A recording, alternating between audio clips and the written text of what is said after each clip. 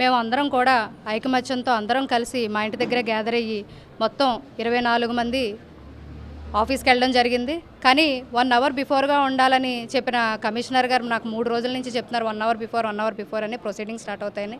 కానీ అక్కడ గేట్లు వేసి ఇంతమంది ఆడవాళ్ళు సుమారు 15 మంది పైన ఆడవాళ్ళు ఉన్నారు.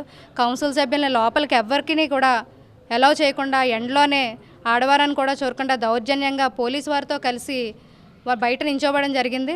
అలాగే టీడీపీ రౌడీ మోక చాలామంది మద్యం అది సేవించి ఆడవారని కూడా చూడకుండా గేటు దగ్గర నించొని వాళ్ళు ప్రజాస్వామ్యాన్ని కాపాడాలని స్లోగన్ చేశారు. అంటే ఇదేలా ఉంది ప్రజాస్వామ్యాన్ని కాపాడడం అంటే. ఒక తుని ప్రథమ మహిళగా నేను, నా తోటి కౌన్సిల్ సభ్యులు, అందులోని 15 మంది పైన ఆడవారు, వయసులో పెద్దవారు ఉన్నారు. అలాగే మిగతా మా కౌన్సిల్ సభ్యులు ఉన్నారు.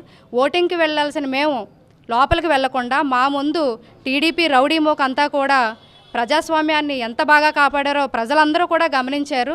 మమ్మల్ని లోపలికి కూడా కౌన్సిల్ హాల్లోకి ఓన్లీ కౌన్సిల్ సభ్యులు వెళ్ళాలి, అలాగే ప్రొసీడింగ్ ఆఫీసర్ కమిషనర్ ఉండాలి, వాళ్ళు ఎవ్వరూ లేరు. పోలీసు వారి సహకారంతో అందరూ కూడా మూకమ్మడిగా కలిసి మొత్తం ఆ రౌడీ మూకను అందరూ లోపలికి పంపించడం జరిగింది.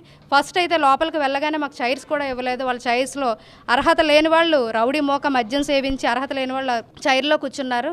అలాగే ప్రజాస్వామ్యాన్ని ఎంత బాగా కాపాడారో కూడా. రౌడీ రాజ్యం మేం కాదు, ఇప్పుడు జరుగుతుంది ప్రజాస్వామ్య రాజ్యం కాదు, రెడ్ బుక్ రాజ్యాంగం జరుగుతుంది. ఖచ్చితంగా నేను చెప్పగలను. 8 నెలల పాలనలో డెవలప్మెంట్ మా కౌన్సిల్ సభ్యులు ఎప్పుడు కూడా అడ్డుకోలేదు. ప్రజలు ఇబ్బంది పడకూడదని ప్రజాస్వామ్యాన్ని మేము కాపాడుతున్నాం.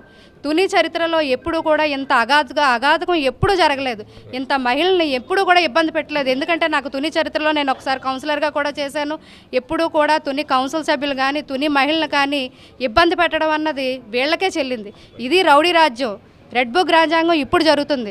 ఎలక్షన్ అన్నది ప్రొసీడింగ్ ప్రకారం జరగాలి. కానీ ప్రొసీడింగ్స్ లేకుండా ఈరోజు కూడా ఎలక్షన్ వాయిదా వేయించి నిన్నట మీద ఈరోజు ఎక్కువ మంది జనం వచ్చి ఆడవారిని కూడా మమ్మల్ని ఉసుగొలిపి మాతో గొడవ పడడానికి చూసి మమ్మల్ని కౌన్సిల్ హాల్లోకి ఓటింగ్ కూడా వెళ్ళనివ్వకుండా మేము బయట ఇస్తే వాళ్ళు కౌన్సిల్ హాల్లో కూర్చొని 12 గంటల వరకు వాళ్ళు కౌన్సిల్ హాల్లోనే కూర్చున్నారు. మేము బయటాయించాం.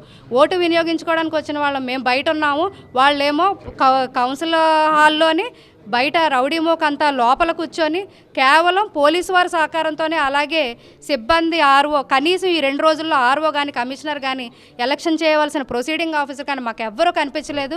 నోటీస్ బోర్డులో పెట్టేసి వెళ్ళిపోయేవారు. ఇది అందరూ కూడా ప్రజలు గమనిస్తున్నారు. అయిపోయింది. ఎందుకంటే ఒక్కటి నేను చెప్పగలను, ఆడదాని ఉసురికి రాజ్యాలే కూలిపోతాయి.